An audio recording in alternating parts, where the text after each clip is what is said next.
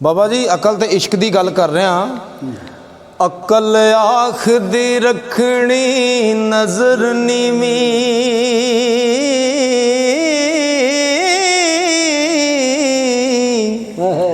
इश्क आखदा वेखना चाहिदा है। अकल रोक दिए इश्क आखदा है, मत्था यार नू टेकना चाहिदा है। अकल आखदी चुगे नू सांभ के रख, अपना आप समेटना चाहिदा है। इश्क आखदा चुगे दा की करना, इनू बाल के सेकना चाहिदा है।